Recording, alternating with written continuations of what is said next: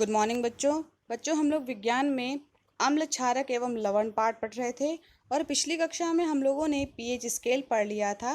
दैनिक जीवन में पीएच का क्या महत्व है वो भी देखा था और कुछ प्रश्न भी किए थे। आज हम लोग पढ़ेंगे बच्चों लवण। तो देखेंगे लवण क्या होते हैं। तो लवण अम्ल तथा क्षारक के बीच उदासीनीकरण अभिक्रिया के उत्पाद होते हैं। कि जब इसका मतलब ये हुआ कि जब हम अम्ल और क्षारक के बीच में अभिक्रिया कराते हैं तो ये जो अभिक्रिया कहलाती है बच्चों, ये आपको पता है कि उदासीनीकरण अभिक्रिया कहलाती है और इसके फलस्वरूप जो भी हमें उत्पाद मिलता है वो लवण होता है। तो उदाहरण है जैसे NaOH, यहाँ पे हमने क्षार लिया है और अम्ल हमने लिया है HCl। जब अम्ल और क्षार के बीच में अभिक्रिया यहाँ पे हो रही है तो हमें लवण मिल रहा है NaCl, साथ में हमें जल भी मिल रहा है।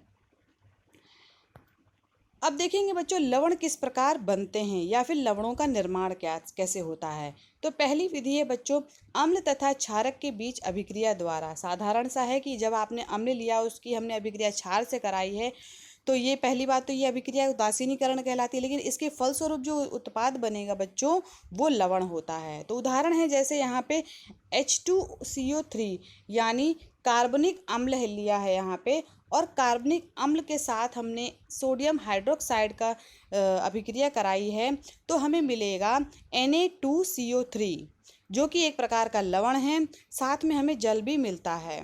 तो इस प्रकार आप लवण का निर्माण कर सकते हैं। दूसरी विधि है किसी अम्ल की धातु के साथ अभिक्रिया द्वारा। कि आपने अगर किसी धातु की अम्ल के साथ अभिक्रिया कराई है तो तब भी हमें लवण मिल जाएगा। जैसे आपने जिंक लिया है, जिंक को हमने H2SO4 यानी कि सल्फ्यूरिक अम्ल के साथ अभिक्रिया करा रहे हैं तो हमें मिल रहा है जिंक सल्फेट मिल रहा है जो कि एक प्रकार का लवण है, साथ में हमें हाइड्रोजन भी प्राप्त होता है। तो इस प्रकार आप क्या कहते हैं लवण का निर्माण कर सकते हैं किसी अम्ल को धातु के साथ अभिक्रिया करा करके। नेक्स्ट विधि है बच्चों धात्विक ऑक्साइड की अम्ल के साथ अभिक्रिया। यहाँ पे आपने कैल्शियम ऑक्साइड लिया हुआ है और कैल्शियम ऑक्साइड को हम जब तनु हाइड्रोक्लोरिक अम्ल के साथ अभिक्रिया कराते हैं तो हमें मिलता है कैल्शियम क्लोराइड मिलता है, साथ में हमें H2O भी मिलता है। तो यहाँ पे देखिए आप हमने धात्विक ऑक्साइड लिया हुआ है कैल्शियम ऑक्साइड और अम्ल लिया हुआ है यहाँ पे HCl और हमने जब इनके बीच में अभिक्रिया कराई तो हमें मिला लवण जो हमें प्राप्त हुआ, जैसे कि CaCl2 यानी कैल्शियम क्लोराइड हमें मिला। नेक्स्ट विधि है धातुओं के कार्बोनेट की अम्ल के साथ अभिक्रिया। यानी कि अगर हम किसी धातु के कार्बोनेट लेते हैं और उसकी अभिक्रिया अम्ल के साथ कराते हैं तो जो धातुओं के जो कार्बोनेट है वो एक तरीके से क्षार की तरह काम करेंगे और जब हम इसकी अभिक्रिया अम्ल के साथ कराएंगे तो हमें मिल जाता है लवण। जैसे हमने यहाँ पे एक उदाहरण लिया हुआ है Na2CO3 यानी सोडियम कार्बोनेट लिया है और उसकी अभिक्रिया हमने अम्ल के साथ कराई यानी HCl के साथ कराई तो हमें मिला NaCl जो कि एक लवण है, साथ में कार्बन डाइऑक्साइड मिला और जल भी प्राप्त हुआ। दूसरा उदाहरण हम ले सकते हैं कि जिंक कार्बोनेट। यहाँ पे हमने जो धात्विक कार्बोनेट लिया है वो है जिंक कार्बोनेट। इसकी हमने H2SO4 के साथ अभिक्रिया कराई जो कि एक प्रकार का अम्ल है और हमें क्या प्राप्त होता है इनके बीच में अभिक्रिया कराने पे जिंक सल्फेट मिलता है, ठीक है, जो कि एक लवण है, साथ में हमें कार्बन डाइऑक्साइड तथा जल भी प्राप्त होता है। नेक्स्ट विधि है बच्चों की धातुओं के हाइड्रोक्साइड की अम्ल के साथ अभिक्रिया द्वारा। कि जब हमने जिंक हाइड्रोक्साइड लिया उसकी अभिक्रिया हमने सल्फ्यूरिक अम्ल के साथ करा रहे हैं तो हमें मिलेगा जिंक सल्फेट जो कि एक लवण है, साथ में हमें जल भी प्राप्त होता है।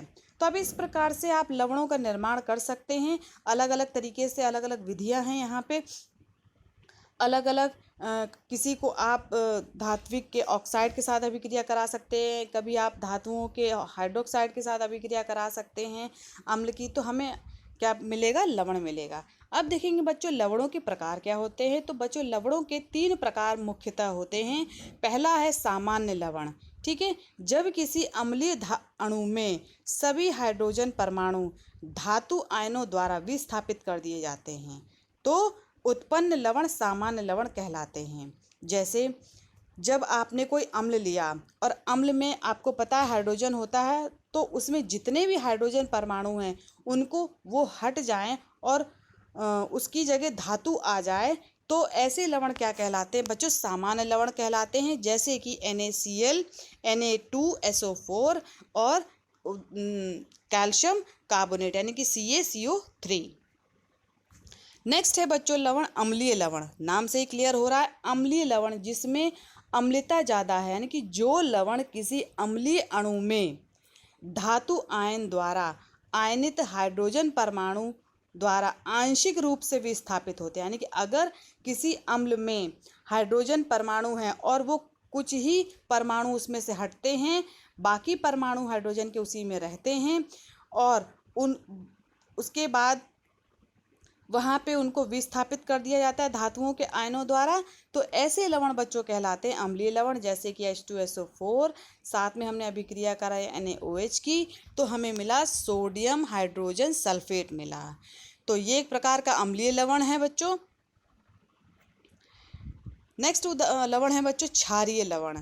तो यह लवण जिसमें अम्ल से प्राप्त ऋणायन के साथ एक अथवा अधिक हाइड्रोक्सिल समूह होते हैं। आपको पता है कि जिसमें जिस भी पदार्थ में OH होगा तो वो क्षार होगा, ठीक है। तो जिस लवण में क्षारीय यानी कि OH की परमाणु ज़्यादा होंगे तो वो क्षारीय प्रकृति का हो जाएगा। वे लवण जिसमें अम्ल से प्राप्त ऋणायन के साथ एक अथवा अधिक हाइड्रोक्सिल समूह होते हैं तो वह क्षारीय लवण कहलाते हैं। जैसे लेड हाइड्रोक्सी क्लोराइड, ये एक प्रकार का क्षारीय लवण है क्योंकि इसमें देखिए OH है, ठीक है। तो ये थे बच्चों कुछ लवणों के प्रकार। अब देखेंगे कि लवणों के pH क्या होती है या कैसे होते हैं। तो अम्ल क्षारकों के साथ अभिक्रिया करके लवण और जल बनाते हैं। यानी कि जब क्षारक को अम्ल के साथ अभिक्रिया कराते हैं तो हमें क्या प्राप्त होता है बच्चों? लवण तथा जल प्राप्त होता है। तो ये अभिक्रिया आपको ये भी पता है कि उदासीनीकरण अभिक्रिया कहलाती है बच्चों। 1 नंबर के प्रश्न में ज़रूर आता है कि उदासीनीकरण अभिक्रिया क्या होती है। देखिए बच्चों, जो प्रबल अम्ल वह प्रबल क्षार से बने लवण होते हैं उदासीन होते हैं। इनकी pH मान 7 होता है। जब आप किसी ताकतवर अम्ल को किसी ताकतवर क्षार के साथ अभिक्रिया कराएंगे तो हमें जो लवण बनेगा वो उदासीन होता है। क्यों? क्योंकि उसका जो pH मान होता है बच्चों वो 7 होता है और जिस भी लवण का pH मान 7 होता है वो उदासीन लवण होता है। प्रबल अम्ल तथा दुर्बल क्षार, अगर हम लोग प्रबल अम्ल ले रहे हैं और उसको हमने दुर्बल क्षार के साथ अभिक्रिया कराएंगे तो जो लवण मिलेगा बच्चों वो अम्लीय होता है। क्यों? क्योंकि जो प्रबल यहाँ पे क्या है? अम्ल है और अम्ल यहाँ पे ताकतवर है और इसलिए इनका जो pH मान होगा 7 से कम होगा। क्यों? अम्लीय कौन होते हैं? जिनका pH मान 7 से कम होगा उनका जो नेचर होगा वो कैसा हो जाएगा? वो अम्लीय हो जाएगा। इसलिए यहाँ पे जो अम्ल बनेगा यानी जो लवण बनेगा उसका जो नेचर होगा वो किस प्रकार का होगा? अम्लीय होगा। अब लेंगे बच्चों दुर्बल अम्ल तथा प्रबल क्षार। हमने यहाँ पे प्रबल क्षार लिया है और दुर्बल अम्ल लिया है, ठीक है। तो यहाँ पे जो लवण बन रहा है वो क्षारीय प्रकृति का होगा। क्यों? क्योंकि यहाँ पे जो क्षार है वो प्रबल है यानी ताकतवर है, वो अपना रूप दिखाएगा और जो दुर्बल है वो क्या है? वो अम्ल है, वो दब जाएगा। तो इसमें जो pH मान होगा बच्चों वो 7 से अधिक होगा और जिस भी पदार्थ का यानी जिस भी लवण का जो pH है वो 7 से अधिक होगा वो किस नेचर का हो जाता है? वो क्षारीय नेचर का हो जाता है और जो हमें लवण मिलेगा वो भी क्षारीय नेचर का होगा। अब देखेंगे कुछ लवणों के प्रकार, यानी कि हमें बच्चों यहाँ पे कुछ लवण पढ़ने हैं। जैसे कि हम पहला लवण यहाँ पे लिया हुआ सोडियम क्लोराइड, ठीक है। तो सोडियम क्लोराइड का बच्चों सूत्र जो होता है वो NaCl होता है। इसको साधारण नमक भी कहते हैं, ठीक है। तो बच्चों इनमें से कुछ लवणों के नाम भी आते हैं और उनके रासायनिक गुण हैं और उनके जो क्या कहते हैं विधि है बनाने की, वो सब आपके एग्ज़ाम में आता है। और कोई ना कोई लवण ज़रूर आता है एग्ज़ाम में लिखने के लिए। तो यहाँ पे देखेंगे सोडियम क्लोराइड लिया हुआ यहाँ पे। तो सोडियम क्लोराइड को साधारण नमक या खनिज लवण भी कहते हैं। हाँ, दूसरा नाम है इसका बच्चों खनिज लवण, क्योंकि ये हमें प्रकृति से मिलता है, इसलिए इसको खनिज लवण कहते हैं। इसमें बहुत सारे खनिज मतलब कि उपस्थित होते हैं। तो ये प्रबल अम्ल तथा प्रबल क्षार का निर्माण का लवण होता है, यानी कि इसकी जो जब ये बनता है तो ये कैसे बनेगा, ये प्रबल क्षार और प्रबल अम्ल के साथ जब अभिक्रिया कराते हैं तो हमें ये इस प्रकार का लवण बनेगा, यानी कि सोडियम क्लोराइड बनेगा। और इसका जो पीएच होगा बच्चों 7 होगा। ठीक है, पीएच 7 होने के कारण साधारण नमक उदासीन प्रकृति का होता है, ना तो वो अम्लीय होता है ना तो क्षारीय होता है। NaCl व्यापारिक तौर पर समुद्र के जल या खारे पानी को सुखाकर बनाया जाता है। तो जो NaCl आप या NaCl यानी जो साधारण नमक आप प्रयोग लेते हैं अपने खाने में, ये बच्चों समुद्र में जो जल होता है यानी जो उसका खारा पानी होता है उसको सुखाकर बनाया जाता है। क्यों? क्योंकि समुद्र का पानी कैसा होता है, नमकीन होता है, खारा होता है। इस प्रकार के बने नमक में अशुद्धियाँ जैसे कि मैग्नीशियम क्लोराइड, कैल्शियम क्लोराइड होती हैं, और इनको हटा करके हमें जो लवण मिलेगा वो NaCl मिलेगा। इसे शुद्ध रूप से प्राप्त करने के लिए अशुद्ध सोडियम क्लोराइड से संतृप्त विलयन से भरी बड़ी बड़ी टंकियों में हाइड्रोजन क्लोराइड गैस प्रवाहित की जाती है। यानी कि क्या होगा, बड़ी बड़ी टंकियाँ ली जाएंगी उसमें, और जो हमें प्राप्त हुआ है लवण, जो हमें क्या कहते हैं, हमने जो समुद्र से जो प्राप्त हमें सोडियम क्लोराइड मिला है, इसमें जो HCl गैस है वो उसमें ऊपर से बहाई जाती है, यानी कि प्रवाहित की जाती है। तो इस प्रकार जो है शुद्ध नमक जो है अवक्षेपित हो जाता है, और जो शुद्ध अवक्षेपित सोडियम क्लोराइड को एकत्रित कर लिया जाता है। तो इस प्रकार जो है सोडियम क्लोराइड बनता है। सोडियम क्लोराइड के बच्चों मुख्य गुण क्या हैं? एक तो ये देखने में कैसा लगता है, पहला गुण है बच्चों भौतिक गुण। ये देखने में कैसा लगता है, सफ़ेद रंग का होता है, आपने देखा ही होगा। ये एक रंगहीन मतलब हुआ यानी इसका कोई भी रंग नहीं होता है, क्रिस्टलीय ठोस पदार्थ है। इसका जो स्वाद होता है वो नमकीन होता है। ये जल में अत्यधिक विलय होता है, जब आप इसको पानी में घोलेंगे तो ये पूरी तरीके से घुल जाता है, यानी विलय होता है। गर्म करने पर ये चटकता है। जब आप इस नमक को अगर आप गर्म करते हैं तो वो चटकने लगता है। वायु में खुला छोड़ देने पर ये नमी पाकर पसीजता है, यानी कि जब आप इसको नमक को आप खुला छोड़ देंगे तो क्या होगा, जो वायु में उपस्थित नमी है इसको ये ग्रहण कर लेगा, और वो थोड़ा सा क्या कहते हैं, उसमें हल्का सा वो पसीजने लगता है, यानी कि उसमें थोड़ा सा पानी टाइप का आने लगता है।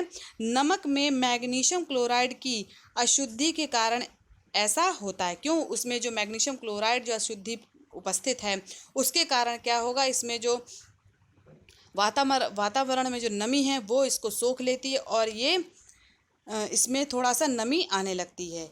इसका विलयन लिटमस के प्रति उदासीन होता है। क्यों? इसका जो पीएच मान होता है 7 होता है। तो जब आप इसमें लिटमस पत्र डालेंगे तो इसका क्या कहते हैं, ना तो ये क्षार प्रकृति का शो करेगा, ना तो ये अम्लीय प्रकृति का दिखाएगा, केवल ये उदासीन रहता है।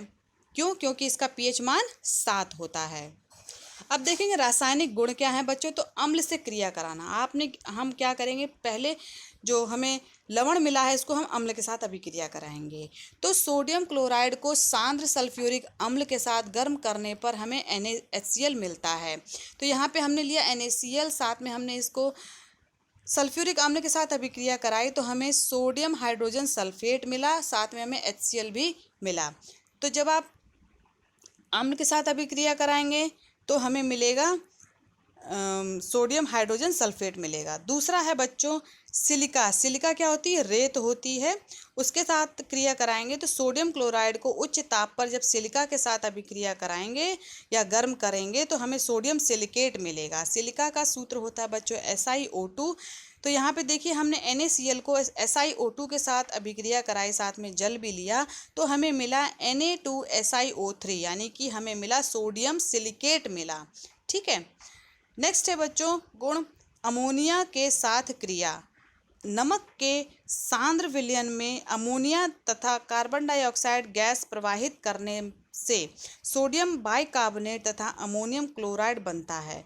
यहाँ पे क्या करेंगे, हम नमक को हमने सांद्र विलयन में अमोनिया तथा कार्बन डाइऑक्साइड जो इसमें हमने प्रवाहित की। तो हमें क्या मिला, सोडियम हाइड्रोजन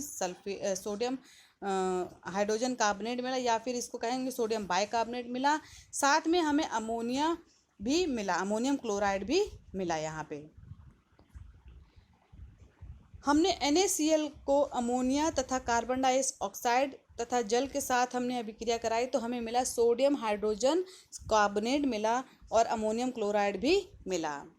तो यहाँ देखिए बच्चों, अब हम देखेंगे साधारण नमक के उपयोग क्या हैं। तो आपको पता ही है कि साधारण नमक का उपयोग क्या है। एक तो खाना बनाने में करते हैं, मिट्टी के बर्तन पर पॉलिश चढ़ाने के लिए, कि जो भी पॉलिश आपने देखी होगी मिट्टी के बर्तनों पे चली, वो सोडियम क्लोराइड की होती है।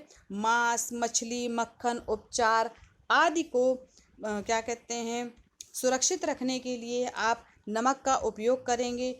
फिर हम साबुन के निर्माण में भी बच्चों हम लोग जो साधारण नमक है उसका उपयोग करते हैं। हम लोग विभिन्न प्रकार के रासायनिक पदार्थ जैसे कि धावन सोडा है, कास्टिक सोडा है, सोडियम सल्फेट है आदि बनाने में भी हम नमक का प्रयोग करते हैं। सोडियम क्लोराइड, कुल्फ़ी आदि जमाने के लिए बर्फ़ के साथ हम लोग क्या मिलाते हैं, नमक मिलाते हैं, ताकि जो है उसका नमक जो कुल्फ़ी है वो जमने लगे। तो इस प्रकार आप देख रहे हैं कि नमक के कुछ उपयोग भी हैं